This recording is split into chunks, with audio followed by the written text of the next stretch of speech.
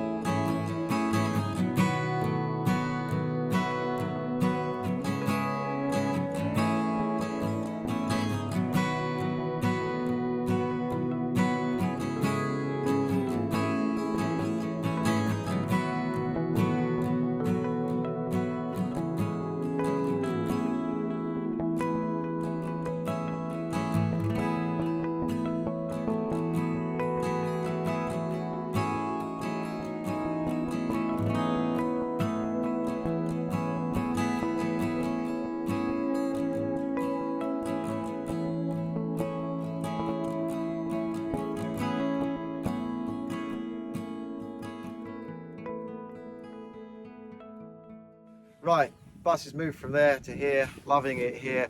I didn't have a YouTube channel at that point, but I was videoing everything in preparation because I didn't have any Wi-Fi or electricity. It took 4 months for the water, 7 months for the electricity. That's the meters at the very front on the road, but I needed to get it to the house.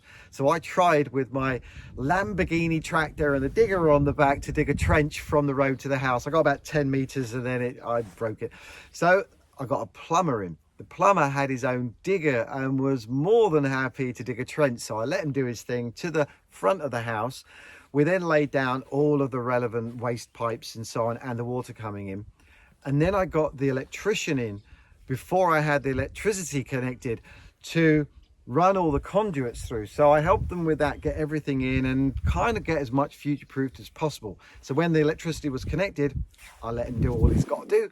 And we were up and running. I put a toilet in the front, I put a kitchen in the back, and then outdoor shower eventually. And because I had water and electricity now at that point, I could put hot water with a shower outside, which was amazing.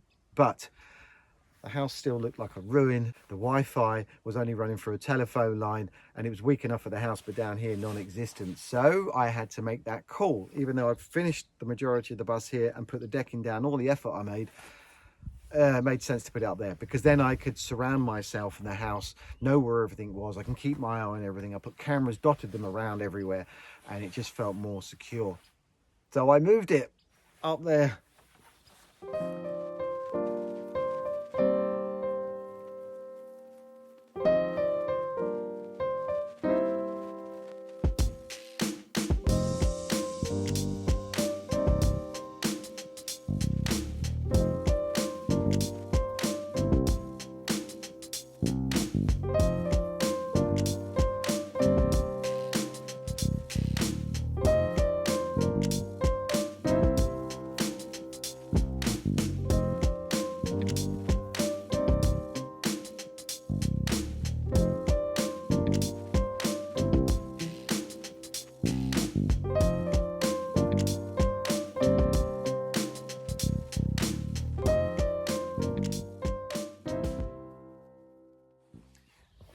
So for those that are curious as to why I've moved the bus again, and why I did temporary things around this house and going around in circles a little bit, it's a kind of simple answer really. I moved the bus this time round because I felt like it. I needed inspiration. And the truth is, with everything I've done here, I did knowing that we were going to be tackling the village house. So I couldn't focus on this house until I knew that was going to get done. I knew months before we bought that was going to happen. And now we can get on to some good stuff. So I'm going to go clear everything up from in the house and around there, and you'll be joining me when it's all done. So I'll see you in a second.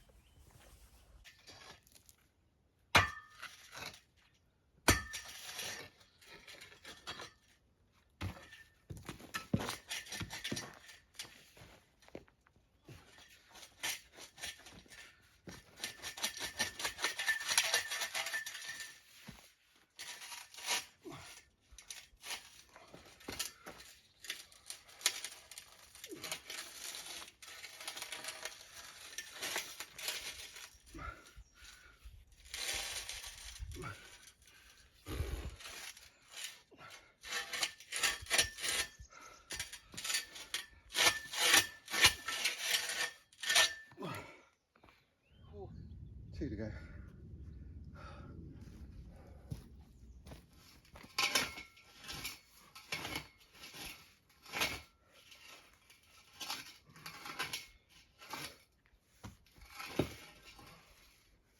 Surely now.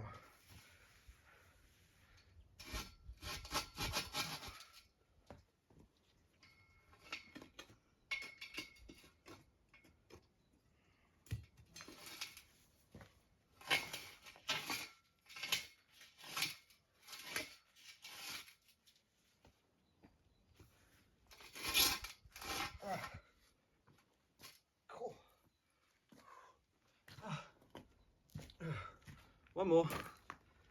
Cup of tea first though. I'll put them in good. Check the mic and make sure it sound right, boys.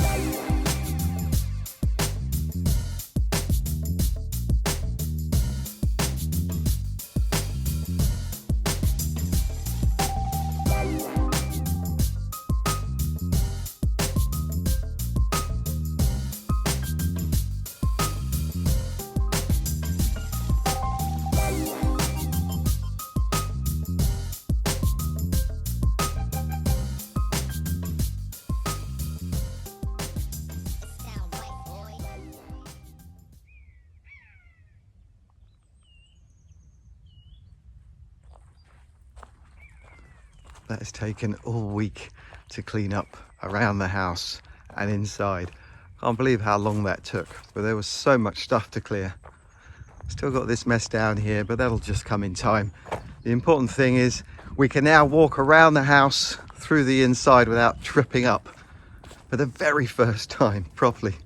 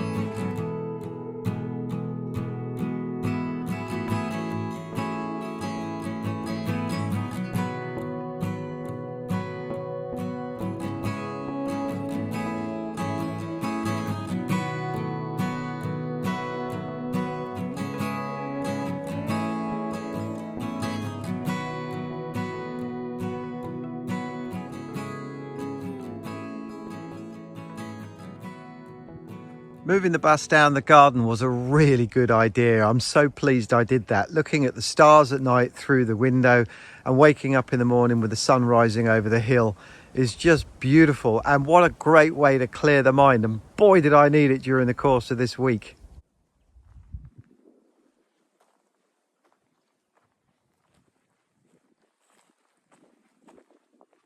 Yep, I really did have a moment this week, especially the early part of the week before I started clearing it all out. It was daunting what I needed to do to this house to get it to where I want it to go. Now, it may not look it so much comparing it to the village house, but that roof, it really has been playing on my mind. And well, I decided early on in the week that there is a chance I might consider selling this house and moving on. And it was a serious thought. Of course, after I cleaned it all out, I came to my senses because I bought this house based on the location. To find somewhere like this that isn't going to require that sort of work is going to be really difficult, and I'd only be creating new problems. So coming back to my senses, being down in the bus there, walking around in the evening time, because it's a really good chance, I think, to get perspective on this house. Last night was close to a full moon, so I went up on the roof and then on that lower section there, just looking down at the possibilities of what I could do. Now, with that in mind, I've decided that for obvious reasons I'm going to get people in to help me on that roof. So over the course of the next couple of weeks, I'm hopefully going to be able to find someone somewhere to come in and give me some advice, and then hopefully get this sorted out, because obviously if I can get people in to do that, then it's going to speed the whole operation up, and then I can get on with the good stuff and it will give me peace of mind.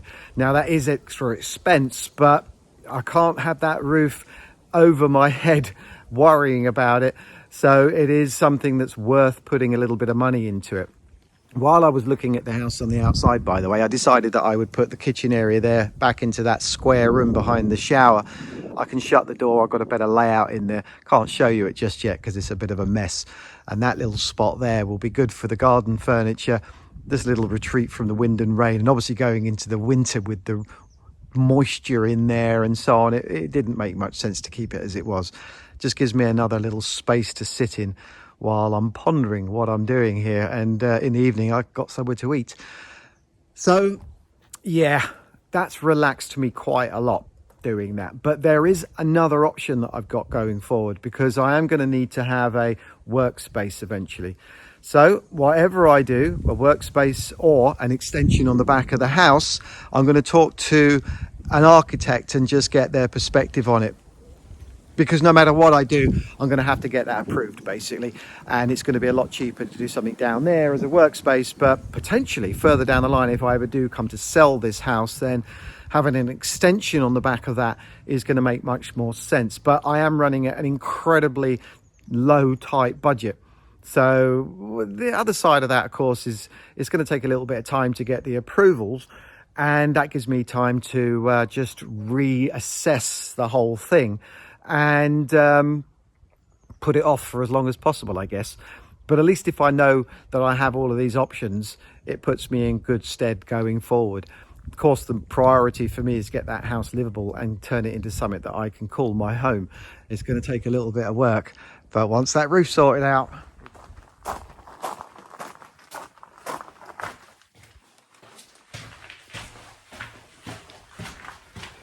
for God's sake, man, stop waffling and just get on with it.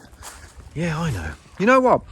I made a decision last week that I will, in my videos, try and limit how much I talk. That's for my sake, if nothing else, because I'm getting quite bored of talking. Anyway, I get asked a lot of questions in my videos, and I want to cover that right now. And they are materials, why, how, who, the building regulations and permits and planning and so on. Something I've tried to avoid in earlier videos because it just isn't really part of the fun of doing what I'm doing. But I do have a bit of knowledge, I guess, so I will try where possible to put them into my videos and keep it engaging but light-hearted. When it comes to this house though, I'll start on here and I'll get this bit out of the way because The building itself and the footprint, I'm not going to alter. If I was going to alter anything about this building, I would have to get permissions and approvals, and that's going to take a little bit of time, and I can't be bothered with that sort of stuff. It doesn't need any changing to it as far as the size is concerned. Obviously extensions, I've got into that a second ago, that's a different thing. But a couple of notes. First one is that roof. The roof, I have to write a letter to the camera just to inform them that I'm going to be doing whatever repairs that need doing. It's like a courtesy letter, and I've got to do that. It just is one of those things. With regard to the front of the house though, I can't alter it, and that means the window sizes and where they are and the door and that little patterning across the top because of the age of the building. Of course, I will be making it look new, and I can add whatever colours I want to it. So it's not the end of the world, and I kind of like the look of this building, but it's also what I add to it that makes all the difference. Around the outside with plants and furniture and stuff like that, it's going to look pretty damn cool. The rest of the house, I'll go into that further down the line. Now, a guy called Larry ages ago sent me through some images on the outside, and that's what I want to show you now. I have shown a few of them, but I want to show you the ones I've been holding back on, including this little walk round from where I'm standing right now.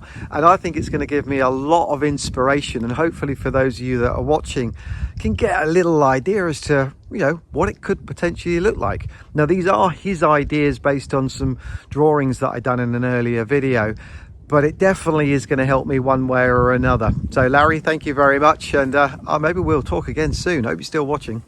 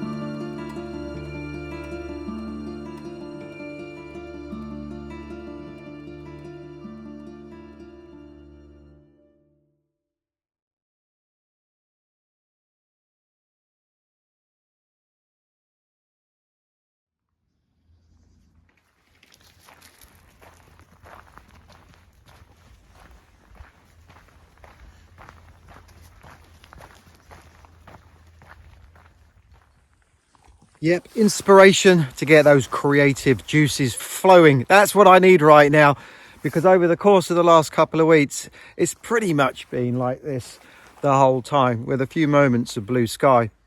And I'm not one for cloud and grey. And the clocks, of course, going back, I really don't like that. But going forward, the sun will shine, ideas will flow, and that house will start to transform. And all the additional things that I do to it, that'll all come in time. But one more thing before I disappear, I want to show you, because this has lifted my spirits up a little bit right now. Look at this.